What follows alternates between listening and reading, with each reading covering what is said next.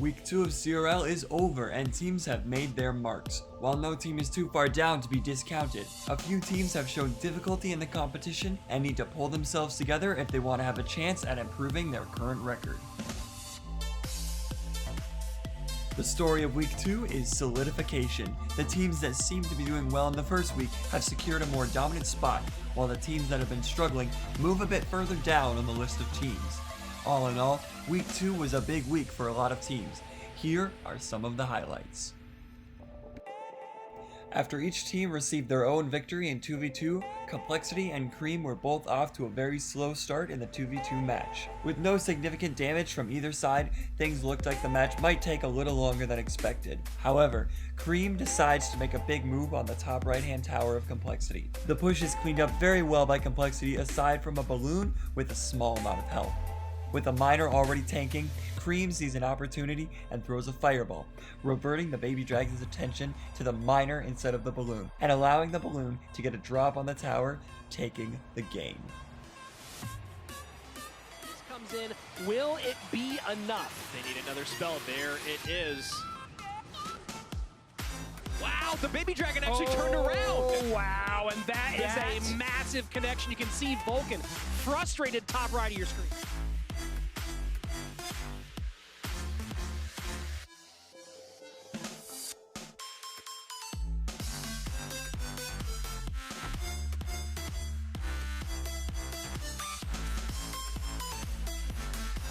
Immortals up against Team Liquid.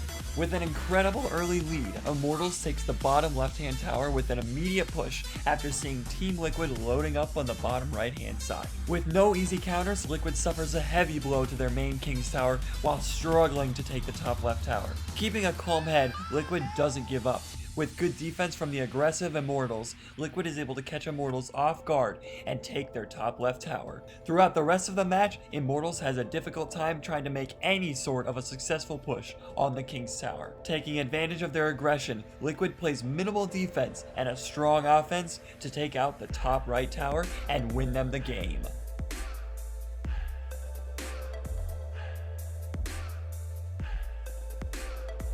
Just when you're Liquid and feeling like, hey, maybe our offense might get kicked off, Executioner comes and cuts through a lot of that, although this is maybe lasting longer than Immortals expected. Yeah, Lumberjack's gonna be on the tower, so now Liquid roaring back. Still only 947 remains on their King Tower, but in a very, very fortunate position considering how this game started.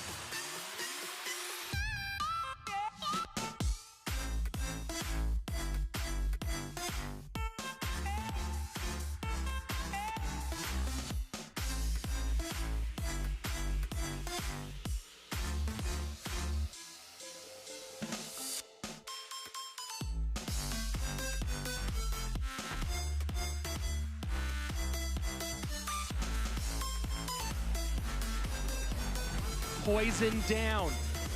Immortals in a bad spot right now. One lightning away. One poison tick does not do it. Down to 2 HP.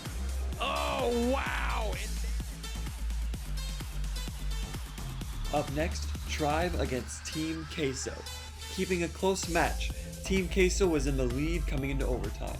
Making a very predictive play, Queso uses their lightning to clear the Inferno Tower off the map, clearing a path for their Ram Rider to get on tower. With this move, it forces Tribe to act quickly in order to prevent any damage. Tribe, however, notices the low elixir amount from Queso and makes an aggressive play while cheaply defending a miner that is thrown on their tower. Tribe suddenly loads up with 2 Royal Giants and spell cycles their way to victory.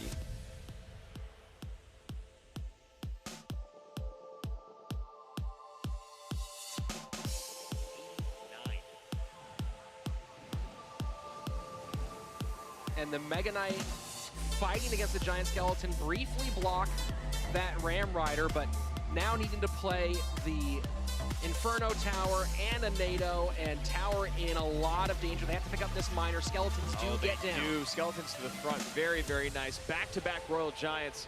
And again, not pulling it to the opposite tower. Oh my word. Is this going to go the way of Tribe? 24 HP. Wow. Tribe pulls it off.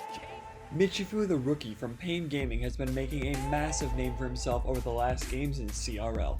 Going up against Baron from Misfits, Michifu plays an Expo Cycle deck, while Baron plays a Giant Skeleton Graveyard deck. Baron knows from the start of the game that a difficult matchup is in his hand, but manages to take a decent chunk of damage on the top left-hand tower. Evening the game up, Michifu uses Expo to take a decent chunk out of Baron's bottom right tower. Loading up again with an Expo, Michifu aims to take the bottom tower with his last play. Baron, however, plays Giant Skeleton to tank for the shots.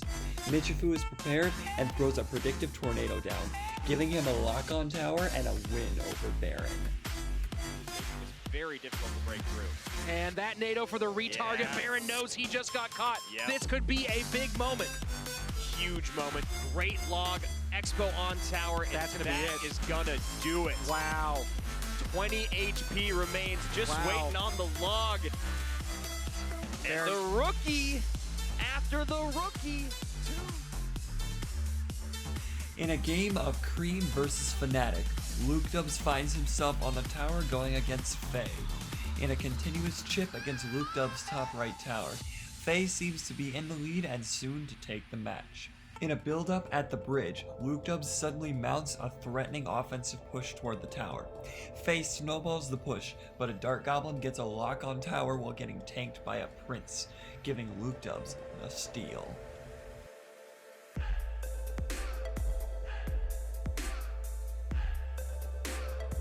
Works out well for him, and now a little bit more magic archer value on the right-hand side. oh yeah, a lot more. We get 4 shots in. Snowball not quite back in cycle for Faye, but not necessary. Oh, the Prince Prince will will connect, though.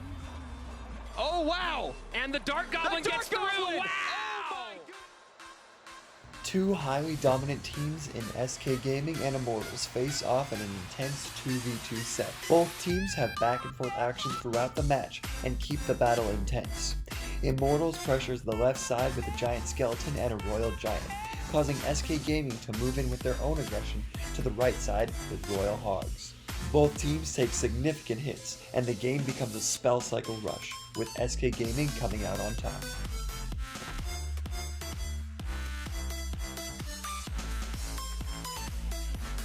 We are now in a race. What does Immortals have to deal with this Hog Rider, or Royal Hogs push right-hand side? Tornado, second set of Royal Hogs down. And the fireball comes in.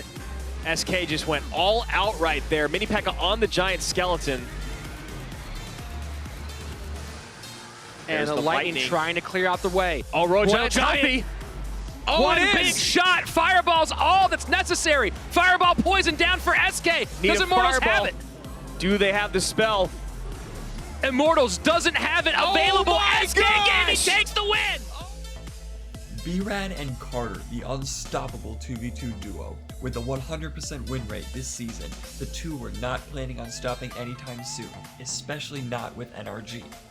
With a dominant showing, Tribe truly shows their skills in a constant slow beatdown of the top right-hand tower of Energy with a Hog. The game seems to be over after the tower reaches 497 HP remaining, while Energy had barely scratched either tower on the side of Tribe. However, with an aggressive balloon at the river from NRG and a perfectly predictive fireball, Energy freezes the tower and steals what was seemingly Tribe's match. Overtime minor balloon push, trying to beat out this Hog Rider on the right-hand side, and Snowball will push the balloon back. Gotta wonder, there you go, defensive freeze to hold it in place, but They need to get something on that balloon. yeah, a bit of a desperation move. Fireball in, Oh balloon my going gosh. to tower, freezes in. That is Whoa! gonna do it! Holy moly! Just Later in the same match of SK Gaming against Immortals, we see Lapacati up against Sergio Ramos. On both sides we see Graveyard, the killer of dreams when it comes to CRL. And that is exactly what we see for Lapacati.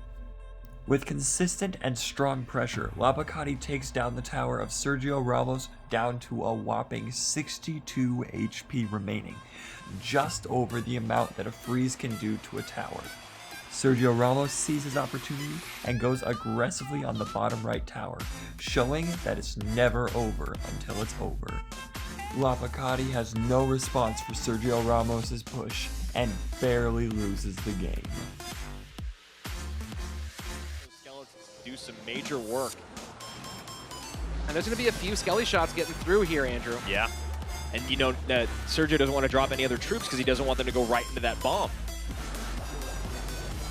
And Mega Knight just did not quite get down fast enough to prevent that giant skeleton from tanking for the graveyard.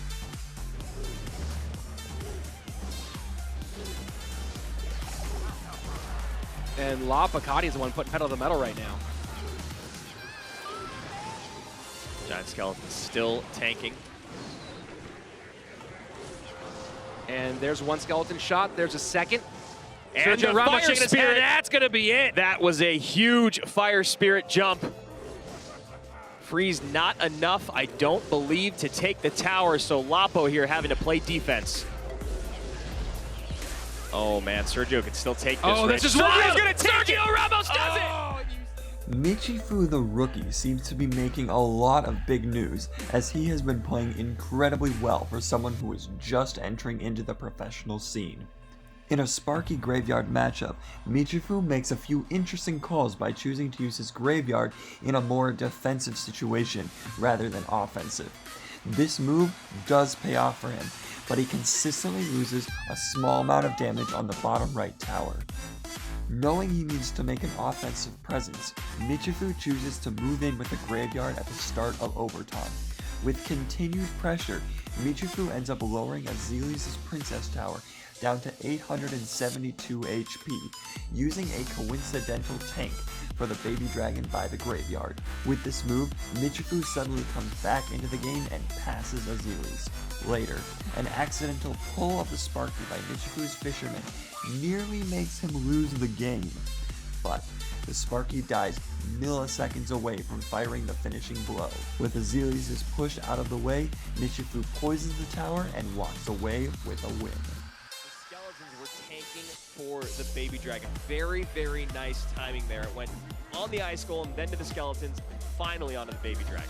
Yeah, people don't think enough about that reverse tanking Yeah. with the graveyard. And, you know, we talked about it a lot last season, Andrew, with the graveyard musky decks, but it is a really, really valuable proposition when suddenly a troop that might get one or no shots can stack up 4 like that. Yeah, and I don't actually think I like this Sparky into the graveyard or into the weaker tower. I understand why, because the Sparky is obviously the unit that you want facing off against your opponent's strongest units, but when they're playing graveyard, look at the value he just got on the poison, the damage he got from the graveyard, all things working well for Michifu. Trying to split things up is Azili. See if he can put pressure in both lanes and spread his opponent thin. And that Fisherman is just making it so difficult for him to do anything. And just look at the defense wow. from Michifu. Whoa, that's a huge shot. Oh, but it does not pull the Fisherman hit the Fisherman surprisingly. Oh, wow. Azili's nearly got away with one. So there you have it. Those were the highlights from CRL West Week 2. If there were any highlights that should have been included, let me know in the comments below. Now, we're going to take a look at the crown count, where we examine the current leaders in Fantasy Royale and who you should draft on trade day this Friday. Maintaining his first place record from Week 1, Kanario has a total of 11 crowns from Week 2. Kanario has been dominating in the professional scene, and if you don't already have him in your draft, he is a must-have trade for this Friday. Coming out of the woodworks from the perfect record of SK Gaming so far is OP Sam. Sam had a dominant showing over Dignitas, earning 9 crowns for himself. Following Sam is Ruben from Team Queso with a total of 7 crowns. Last but not least is Faye with a total of 6 crowns. Both Faye and Michifu from Pain Gaming have tied this week for 4th place, so either one of them will still result in the #1 team at this time. The last of the top crown holders are Mikel, Skills, and Pompeo, each with 5 crowns. Now that we have everything out of the way, let's take a look at the standings to close things off. Sitting at the top with an undefeated record of 4-0 is SK Gaming. Following them is Fnatic, Team Liquid, and Team Queso, each with 3-1. Next up it's Misfits and Pain Gaming, each with 2-1. Then it's Immortals with 2-2, followed by Energy, Cream Esports, and Complexity, each with 1-3. At the bottom of the list is Tribe Gaming and Dignitas at 0-3. each hungry for their first CRL win in Week 3. Thanks for watching. If you did enjoy, be sure to subscribe, and I will be back soon with more CRL West. See you next time.